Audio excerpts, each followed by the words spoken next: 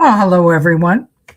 If you've made it here, you've made it to Let's Talk News, and I'm your host, Leticia Romero, trying desperately not to get the glare of the computer into my eyeglasses so that you can see that I'm earnest and speaking honestly when I speak to you.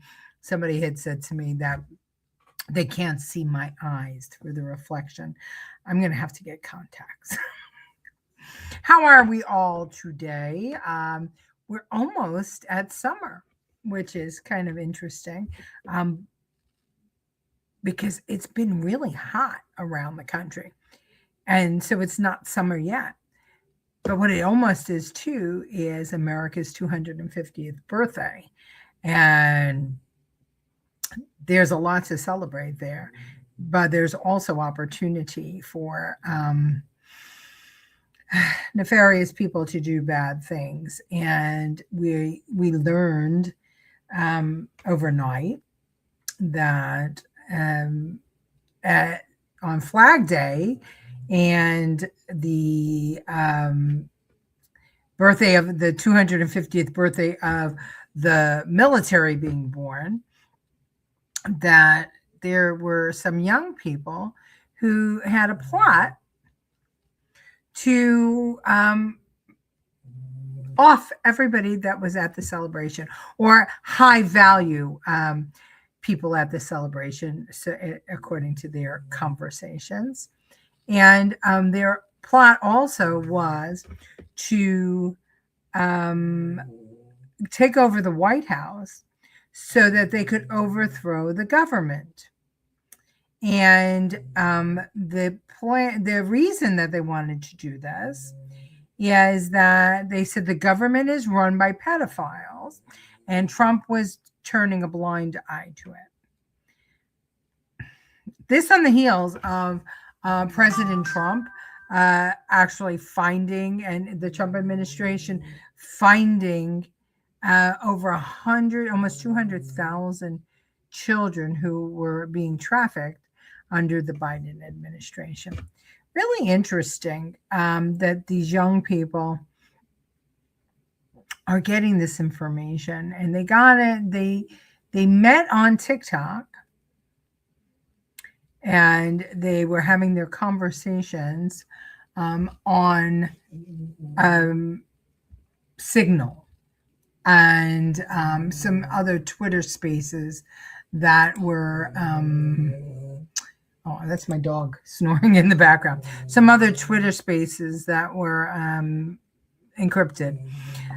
So yeah, it's not great news. Not great news at all. So let me say hello. We have Kevin Wall from the other side of the world, but the same side of the issues, which is great. And we have Francine with us, and Karen and Susan Durema. How are you, Susan? We haven't seen you in a while. All is well. It's I will be honest, it's a little bit it's been busy. Your mom is coming along. She still can't use it. It was her right side that she fell on and broke, so she still can't use her hand or her shoulder as well. She is walking. Tomorrow we're going to try and venture out to go shopping. She's not in great pain, thank goodness, anymore. She was. She had a scare in the hospital where they gave her some medication that she reacted poorly to, and she started not breathing well and not getting rid of the carbon dioxide from her lungs and her airways, and she nearly suffocated to death. I don't know if we discussed that in the past, but yeah, so it's been busy. Life's been busy. We had a wedding. We were up in New York. We have some celebrations here on the property, and my husband is the president, so we're planning 4th of July, Father's Day. There's things that we're doing, so it's been pretty crazy. And of course, I have a little farm that I put out on the golf course, and that's taking a lot of time. So I figure it this way. Most everybody wants to get out and enjoy the summer. Not everybody wants to sit around and talk about politics every day. So 3 days a week for the summer, I think, will work for everybody. And if anything interesting happens, of course, I'll come on um, more often, more frequent. But for the summer, I think that's what we're going to do. Hello there, Professor. Good to have you with us tonight. All right, so let me see. Let's share the screen. Okay. Let's see if I remember how to do this. We're going to do that. We're going to do that, and we're going to share. Okay. So here's from the DOJ. 5 men arrested and charged in plot to attack and kill government officials and others attending the Ultimate Fighting Championship at the White House. Justice Department announced today charges against 5 men for an alleged plot to carry out an attack to kill government officials and others attending the Ultimate Fighting Championship, UFC Freedom 250, event held at the White House last Sunday. The FBI launched an investigation into the plot and identified a group of conspirators who procured weapons and made plans to carry out the attack. The FBI made arrests over the weekend in Ohio, Missouri, Nebraska, and California. The investigation remains ongoing. So here is, let's see, I think, yeah. So Tyson Proper, according to filed complaints in the Southern District of Ohio, the Western District of Missouri, blah, blah, blah, blah. Propa at a medical facility on June 11th. I'm sorry. Investigators interviewed Proper at a medical facility on June 11th. During the interview, he allegedly said he had planned with others a coordinated attack against the U.S. government during the UFC event at the White House. He said members of the group who wanted to participate in the attack began communicating with each other around March. More serious members of the group, including Proper, moved their communications to an encrypted chat app. They plan to fly small drones with explosives to detonate over the north side of the UFC arena, forcing high-value targets to evacuate the premises. I love that commentary, high-value target. They plan. I'm sorry, I lost my place. The group would then act as snipers and shoot these individuals before executing the plan. Proper and other conspirators allegedly plan to rendezvous in Fredericksburg, Virginia. And this is, these photos are their Snapchat. Okay. This is the gun that Proper had, and he amassed, quite a bit of ammunition. The other guy is Brian Roa, and they seized. He lives in California. They seized a rifle, a handgun, a tactical belt, ammunition, a magazine, two-way radio, infrared laser target, a pointer. Search of Roa's phone allegedly found messages in a group with Thomas Proper and others discussing an attack at the UFC event at the White House, with some users discussing using drones rigged with explosives to initiate the attack. Okay. And this is posted on their to their account. Did some tactical training, awesome stuff. Michael Thomas, according to the complaint, Thomas allegedly participated in a group chat planning an attack at the UFC event at the White House. In a group chat on June 7th, he allegedly wrote, $1,300 gets us the drones and charges. Yes, we should all pitch in and we need it ASAP. In another group chat, Thomas, under a pseudonym, allegedly described tiers of operators within their anti-government group, with tier 1 being operators on the ground, tier 2 drivers and drone operators, tier 3 being logistical suppliers, and tier 4 being social media influencers. Tier 1 status is not something to take lightly. We will make sure they have all the tier 2 support we can provide. Daniel Eskridge. Eskridge was charged with conspiracy to commit murder. Let's see. The co-conspirators had electronic chats on encrypted social media platforms. In those chats, members of the group allegedly discussed assassinating several U.S. senators, representatives, and prominent business executives. Members of the group targeted some legislators based on the group's perceived belief that the legislators accepted money from pro-Israel lobbies. When discussing potential targets, Eskridge indicated that the target was, quote, big and someone a majority of the country knows. In the discussions, power grids were also identified as potential targets. On May 22nd, Escaridge distributed a picture of tactical equipment, including a rifle helmet and a ballistic vest. And here's the photos of them. So then we have Abraham Alvarez. He was from Nebraska. The FBI assessed that Alvarez, also known as Shepard, was responsible for planning, organizing, and directing the planned attack based on conversations, excerpts in June when Shepard posted, quote, "This is the best action I see. Position your teams in the purple dots, counter sniper and drones, long range circled area, great shot, easy out into the river." Shepard also allegedly posted other messages, including replying to another member on making drones with explosives, as many and as deadly as we can get. So that's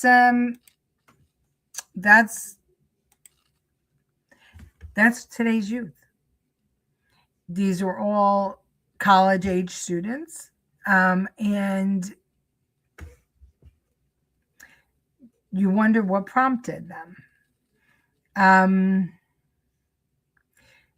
I wonder if we're seeing the propaganda from people like Elizabeth Warren, like Newsom, like AOC, like Schumer, getting these kids all worked up and crazy. And, the interesting thing is I've always been involved and interested in politics, but I don't remember ever hating anyone enough to want to harm them. But we are now in a time when people are so narcissistic that they believe that their beliefs are the only beliefs, they're the right beliefs, and they're, quote unquote, willing to die for them. And what burns my ass is that we are in a time when more people are receiving mental health help than ever before, seeking, medication, seeking conversations, with psychiatrists and psychologists on the internet. I mean, you can get mental health anywhere, from the comfort of your home, going to clinics, going to groups. I mean, it's not hard to find and achieve speaking to a mental health counselor. And yet, we are more angry and more willing to commit violence today, our young people, than ever before in our nation. All because we disagree. And it's not just limited to politics. I mean, because if you take a look at Bravo and BET and TLC, there's all these shows, right? Of there's one, what is it, Neighborhood Wars or something like that, where it's videos of neighbors attacking each other, making each other's lives miserable. You see these women, these housewives, these supposedly rich housewives from Beverly Hills or Orange County or New York or London, Australia, and they're having these vicious fights, physical altercations with one another, and also verbal altercations with each other. So I'm wondering what's causing all of this. We never saw stuff like that before. I mean, we had principles. We had pride for ourselves, for our family name. We had respect for other people's property. We have respect for other people's opinions. So what's happening here? I mean, why Why is this happening? What is going on in not just America, but the world? I mean, we see it in other countries.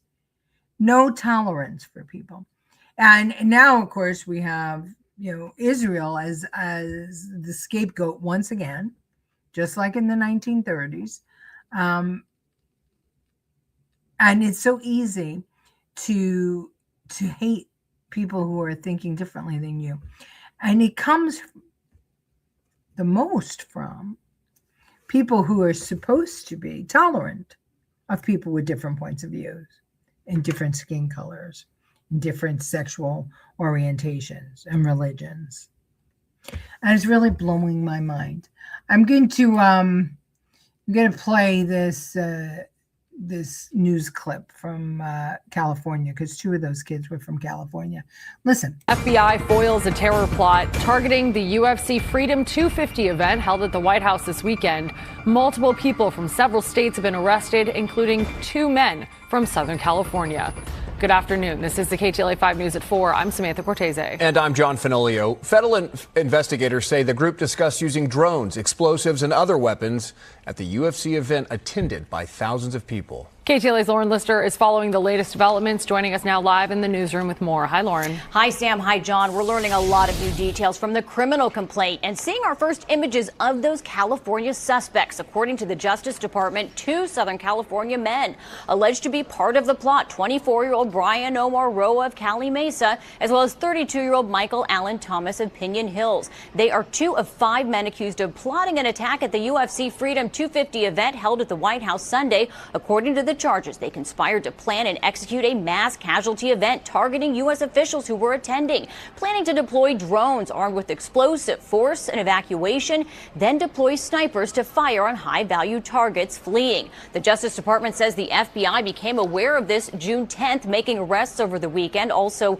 those arrests in Ohio, Missouri, and Nebraska. Much earlier today, the president told reporters he hadn't heard of the plot. The vice president reacting on Fox News' Fox and Friends. This is what happens when people turn the rhetoric up so loud that disagreeing with somebody is a cause for violence. That's the place that we've come to, unfortunately, with too much of our political rhetoric. We got to tell everybody to tone it down. And I hate to say this, but it's true. The Justice Department reports search warrants, including at the SoCal suspects' residences in a vehicle, turned up multiple firearms and ammunition. Court documents allege Roa and Thomas discussed living in Southern California and met at least once in the past month to practice marksmanship tactics. Investigators say the group connected through a TikTok community called Vanguard of the Old and communicated in a signal chat called Hunters, with members promoting a violent anti-government ideology and discussing overthrowing the U.S. government, alleging that this group thinks the government is run by pedophile elites and Israel, and that President Trump is complacent. I just spoke to an expert on extremism. I'll have more on that in the next hour. Federal authorities did say Roa denied involvement in the plot, but did admit to trying to drive to the Capitol to protest the fight, but his car malfunctioned before making it. The Inland Empire men made their initial appearances in Riverside County Monday. A judge ordered them to remain in custody without bond. They're due back in court next month for arraignments. At least the judges ordered them in custody without bond. That's a good thing. We have judges showing some sensibility all of a sudden. But I just Googled what percentage of Americans are receiving treatment for mental health. 24%, almost a quarter of America is receiving treatment for mental health right now. 16% are on antidepressants.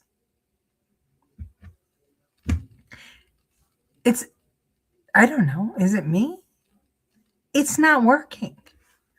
It's not working. How is it that things get worse when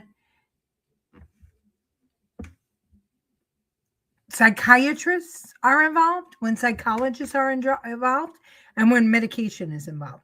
How is it that we're out of control? I mean, there's no other words for it. We are out of control. And I mean, I don't have an answer. I don't know what you guys think, but this is crazy. We knew this was going to happen, right? We knew that we have foreign entities here, we have sleeper cells here, we have our enemies want to destroy America, and they're doing everything they can from the inside out, from the outside in. And I'm sure that we're going to hear down the line that these plots, these homegrown terror plots, as they're called, are going to be connected with either China or Iran or Russia. These aren't accidents, but the fact that our young people are so mentally pliable to be used as useful idiots to overthrow the government. And today, I don't know if any of you, and I don't see many comments coming up. I don't know. Has anyone heard about this plot today? Number one. And number two is, did anybody see Nancy Pelosi or Gavin Newsom or any of those people that were Hakeem Jeffries, any of those people who were complaining about the UFC and what was happening at the White House? Did anybody have a comment about how horrible this plot to kill people was, to terrorize Americans and to overthrow the government? Has anybody heard it? Kevin saying, yes, I heard it yesterday. And who was speaking out against it is interesting to me. Who were the ones speaking out against it? Because I haven't seen Warren speak out against it. I haven't seen any of the Democrats, not on CNN or MSN or MS Now, whatever it's called. I haven't heard anybody making hay of it. It's been on the news, but I haven't seen the politicians who've been criticizing Trump and the Republicans and MAGA condemning it. Let's put it that way, condemning it. Okay, there's something else that's going on. I'm going to show you a short clip, and this has been going on. It's old news, but I want to ask you about it, and I want to tell you what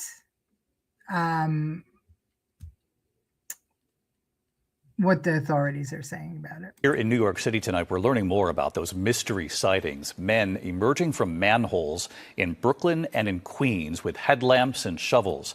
And tonight, hear the new warning. Here's our chief investigative correspondent, Aaron Katersky now.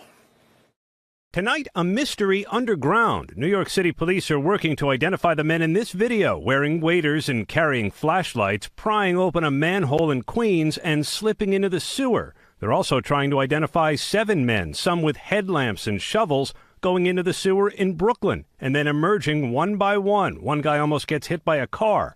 Tonight, police suspect these groups were hunting for valuables. This happens from time to time, but there are a lot of hazards down there. Unstable surfaces, confined spaces, noxious gases.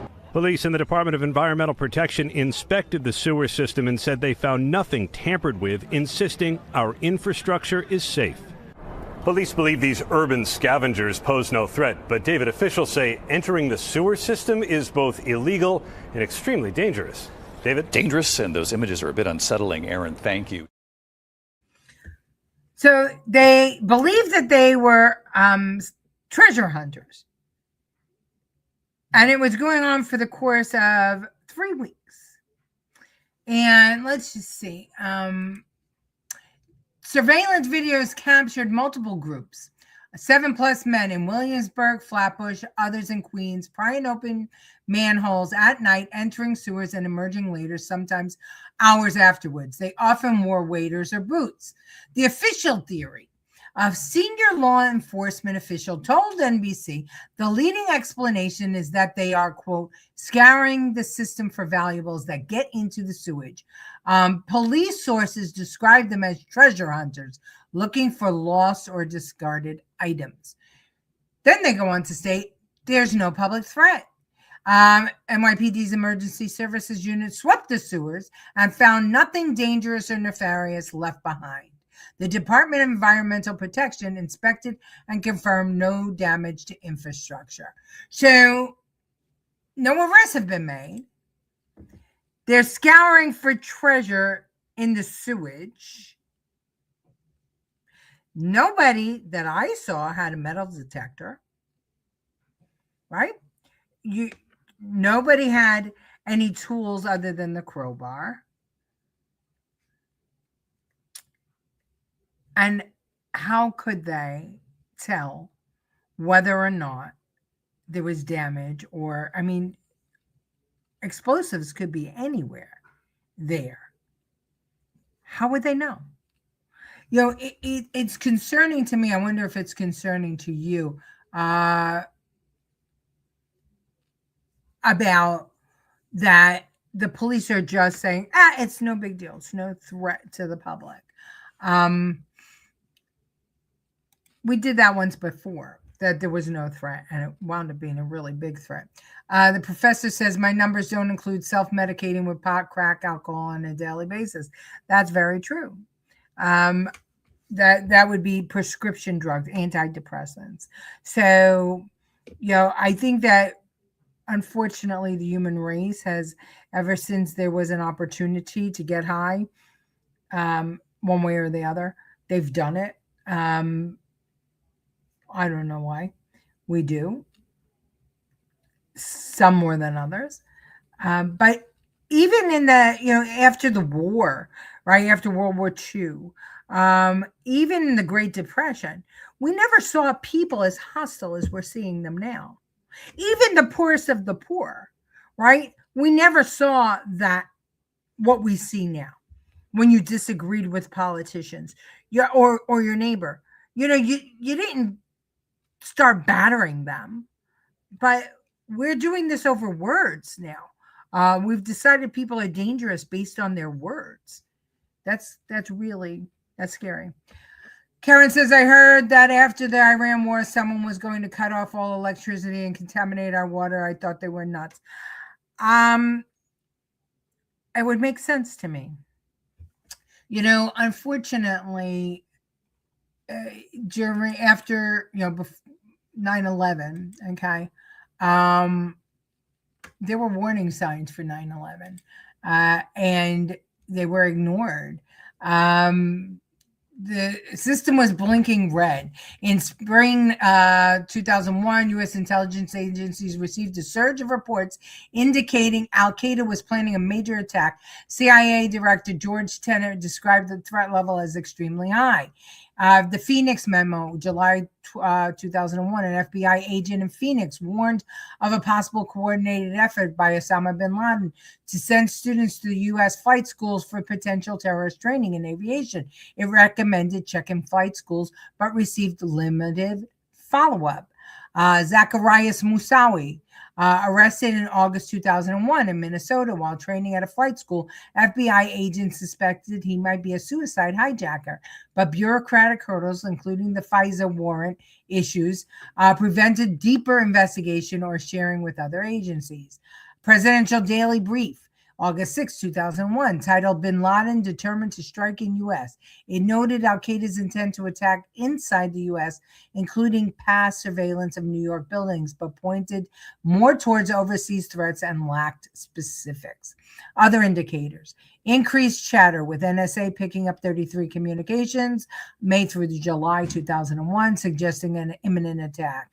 Warnings from foreign intelligence. Mossad reportedly shared a list of suspects, others from France. Earlier Al-Qaeda attacks, 1993 WTC bombing, 1998 embassy bombings, 2000 USS Cole, showed intent to target the U.S. Why they didn't prevent 9/11. The 9/11 Commission concluded there was a failure to connect the dots due to, quote, poor information sharing between agencies, FBI, CIA, FAA, etc. Focus on tactical cases rather than strategic analysis. And lastly, no smoking gun that clearly indicated planes were being used as weapons on the specific date. In short, there were plenty of red flags about Al-Qaeda's ambitions and aviation interests, but nothing concrete enough for authorities to ground flights, arrest the hijackers, or secure the World Trade Center in time. And we all know what happened after that. So these fools,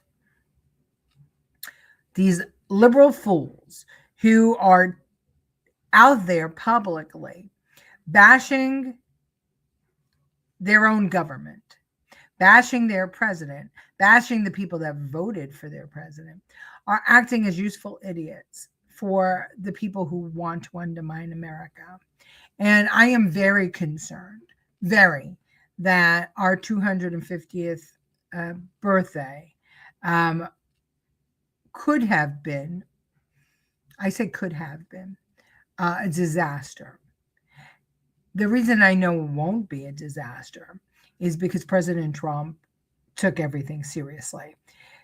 I don't know exactly, and I don't think anybody other than Trump does, what was going on with Iran that prompted this when it did. I don't know what prompted Venezuela and Cuba when it did, but he believes, and I agree, that there is an imminent threat to America, and the likelihood was that it was going to happen this year in our 250th birthday. And he took real action to stop it. Unfortunately, Charlie Kirk was lost. And others, in the assassination attempt of Trump, there other lives were lost. He's taking it seriously, and this is the only reason I feel safe is because he's our president. But why do I bring this up tonight? I bring this up because we've got to keep on talking about it. We've got to keep on pushing back on these libs because they don't even know how dangerous their words are. And we also have to, continue to talk to our kids and make sure that they're not walking around in a brain fog. We have to take responsibility. And I'm not saying fight with people because, we shouldn't be doing that. It doesn't make any sense to fight with people. But the people that we love and that we know, I see so many conservative parents being led by their children to the woke side, to become anti-American and anti-government time and time again, because these Democrats, we're not all Democrats, these libs, these woke libs, they're relentless, absolutely relentless. It's like it's their job. We have to make it our job to stop them. So, professor says plane couldn't be used as weapons on 9/11 if inert gas was used to replace space of spent fuel. Okay. Truth.